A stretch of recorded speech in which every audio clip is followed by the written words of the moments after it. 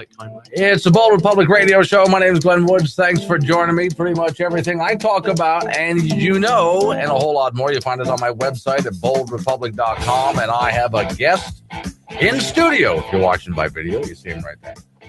So, actually, I'm going to say close the door behind you because it's doing something kind of funny with the light and people can't see your face. Normally on Thursdays, we have, that changed it right away. They made everything a whole lot darker. Hang on a second here. Let me just go ahead. You're going to have a big bright light in your face. I recently asked a guy riding with me which one was my good side. He said there is none. Just get rid of it. So it doesn't matter. Usually I have Wyoming Liberty Group on with me, but you work with Wyoming Liberty Group. I believe I work for a wing of Wyoming Liberty Group. Yeah, one of the affiliates. Yes. Okay, so state the name and occupation then. I am a contract writer for Republic Free Choice. Okay. Which is some different 501 type corporation from the Wyoming Liberty Group. Okay, and what exactly does Republic of Free Choice do? What's the purpose? Similar issue, sort of a think tank with an emphasis towards education. Okay. Of the population. All I right. am registered currently, I believe, as a lobbyist. Either that or it's just expired and I need to re-up. Yeah, you need to kind of like your driver's license. Probably need very to similar to that. Okay. Only I don't need to submit a picture. And you specifically focus on what? Juvenile justice, you said.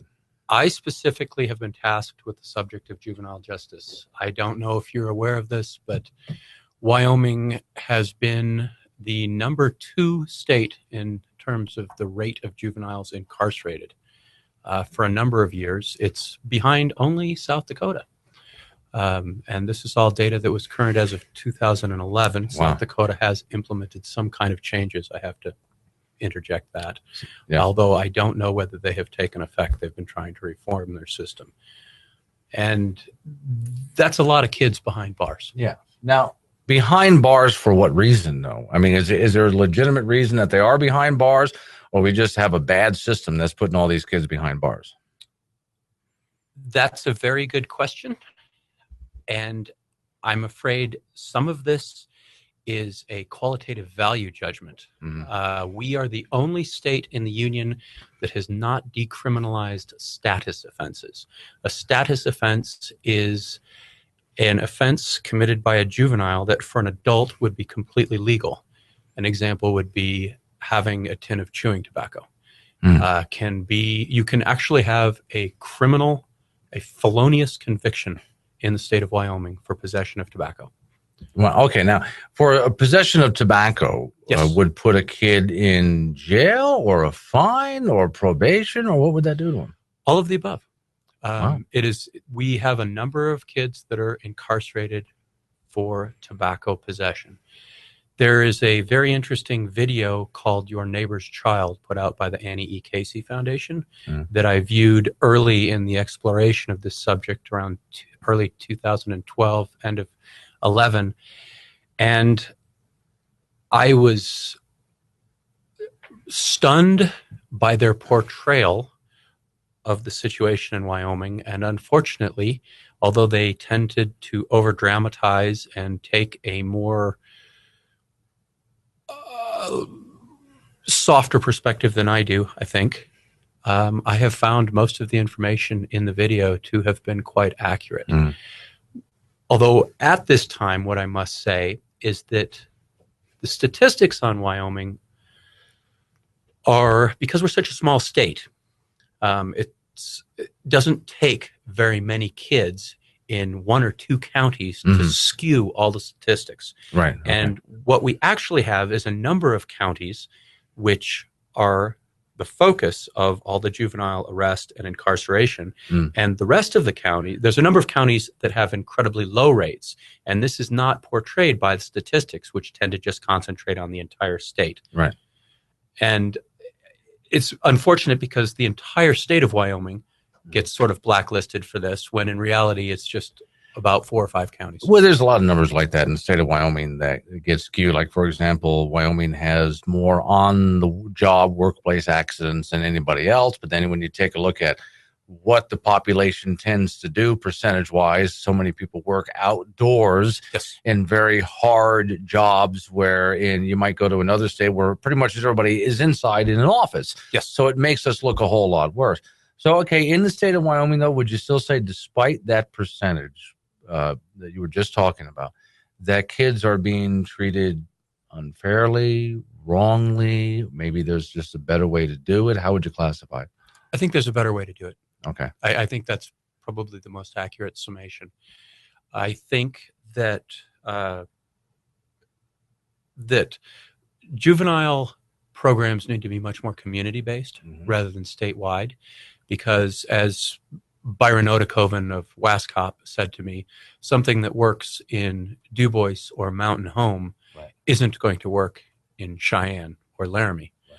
And I toy with the idea that possibly there should be 3 separate sort of templates for, and what I am interested in more than anything else is pre-adjudication or pre-trouble diversion, true diversion, not some kind of thing that happens after the kid has had contact with law enforcement and the judicial system, but actually keeping the kid from having any contact.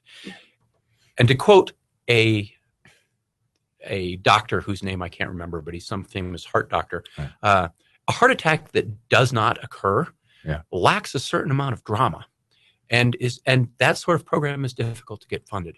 Okay, now funding a program. Here comes the hard part. This might be a hard part for you. Funding the program to do what instead of punishment? What would you have them do instead? As Granny said, idle hands are the devil's workplace. Okay.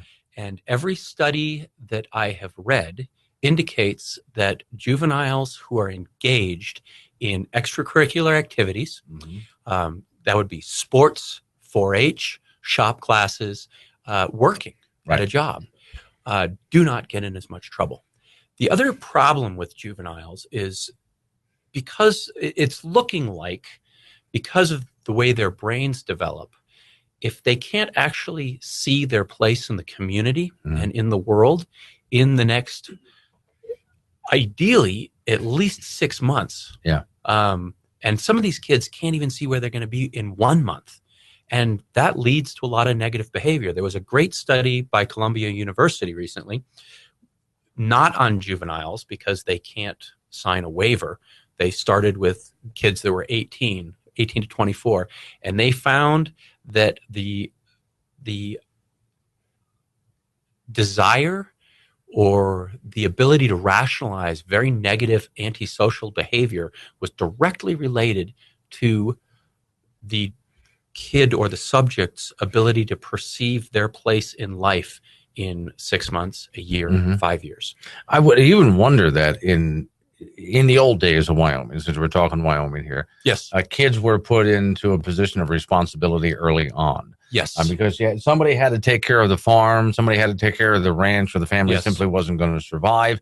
And so from the moment they got up in the morning until they flopped into bed and passed out at the end of the day, it was nonstop work, and there's just simply a lot of free time on their hands, which would mean not really a good sense of purpose for somebody's life. So to find something of purpose, and hopefully, I would think, but tell me if I'm wrong, work related, so they develop work ethics.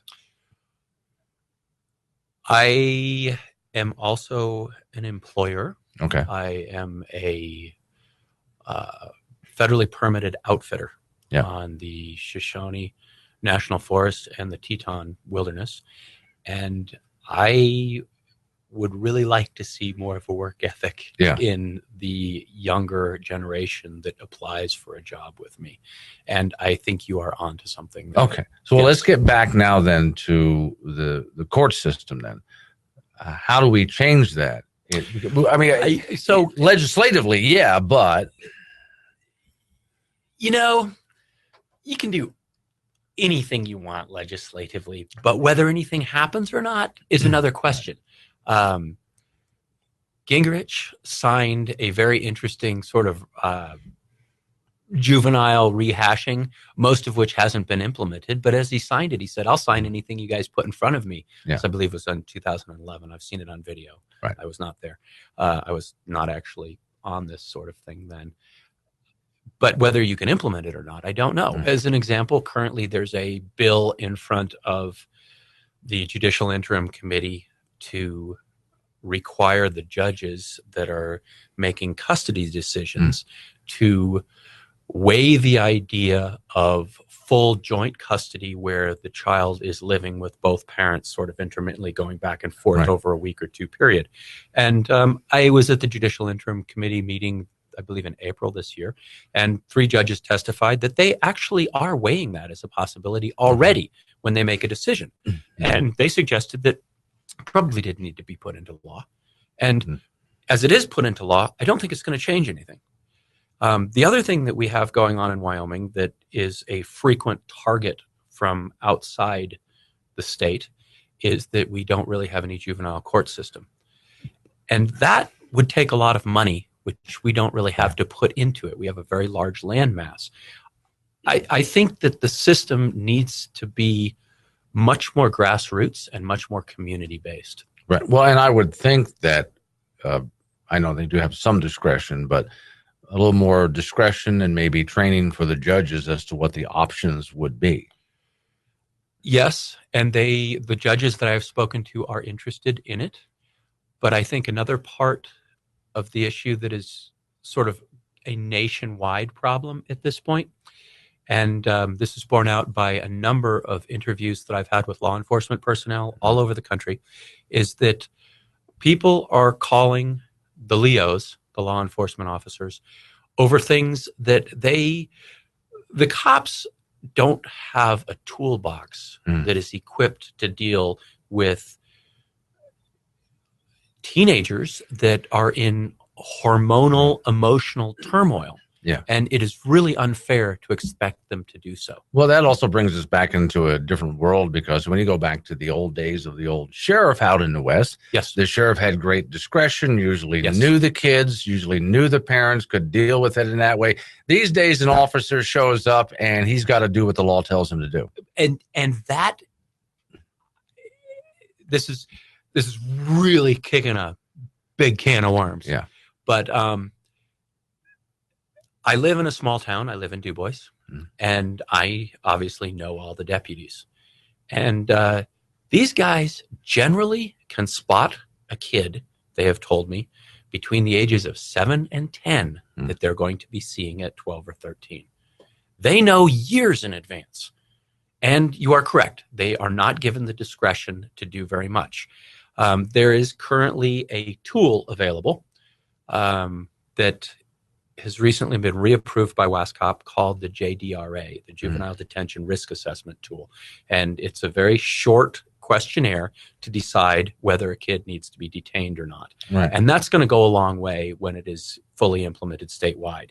It's been legislated supposedly for all juvenile contact a number of years ago, but as of the last report from DFS, it was only being administered to about 13 to 16% of the kids that were actually arrested in the state. Okay, that's something I want to talk about with you next, because we have an advantage in being in a small state area like we do with small towns, that we can take care of things in ways that the big cities would never be able to take care of. So let's talk about that next. So back in we go with Mr. Tom Rose. Tom Rose, and he is with the Republic Free Choice Organization. Yeah, Republic Free Choice is part of Wyoming Liberty Group. I don't know. Okay. I mean, that's okay. I can't quite tell. Yeah, but Republic of Free Choice, I've seen the website out there as well. Yes. So I know when I log into my Republic Free Choice email, I go through the server that's Wyoming Liberty Group. Okay. So there must be some kind There's got to be some kind of connection. Yes. So, okay, we have for those people, the affiliate stations, radio stations that are listening to the show out west, nothing but small towns out here. In fact, some of the towns that are out here, I kind of laugh and I say, that's not a town, that's a neighborhood out in the middle of nowhere. So small. If even that, I mean, look at Powder River. Yeah.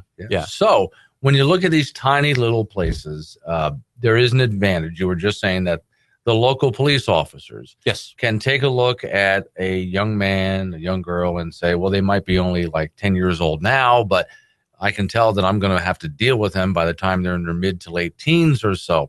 With that kind of an advantage, we have an advantage that the cities don't have. If those officers can have some kind of community discretion. I think that even the larger cities in Wyoming, which aren't really large, the officers probably have a really good idea very early. I mean, their entire world is being on the street and observing, and they are trained observers. There's been a lot of discussion about a juvenile data collection to try to figure out what sort of recidivism we're running. And obviously, there's huge issues with privacy and trying to expunge records. There's another bill currently for record expungement, another one that's not going to work based on the way our system works. But I have been thinking about it for a while. I ride down the trail on a horse and I think about these things. I drive somewhere and I think. And I think the guys that really know these things are the officers with 10, 15 years experience. Because they've watched these kids and they know where they are now. I was thinking about, I used to own a retail store, and I was thinking about, I had a young lady, two young ladies actually, that came in and shoplifted a bolt of cloth. And I didn't actually know it was missing until a sheriff's deputy, who's currently now a police chief, wonderful Leo, came and said, "Is this yours?" And I looked at it and I said, "Well, yeah, except I think mine's on the shelf in the, in the back room." He said, "Well, why don't you go look?" And sure enough, he was right. And this is an anecdotal example because I was trying to remember where these girls were now. Because I live in a small town. And I believe one of them is leading a productive life or would probably be judged as, that's a value judgment on my part. But I think the other one is currently on probation, I believe, for some kind of drug or alcohol offense. And these young ladies at the time, it's hard for me to judge the age of kids, but I don't think they were 10 at the time. And obviously one of them straightened out and the other one didn't. So as a population, we need to look at that. One of the things that's funny about the juvenile justice system, not funny, haha, is that we are dealing with a transient population. And when you think of transient population, people think of homeless people. And the idea is that, they're sort of moving through, they're not actually sticking anywhere.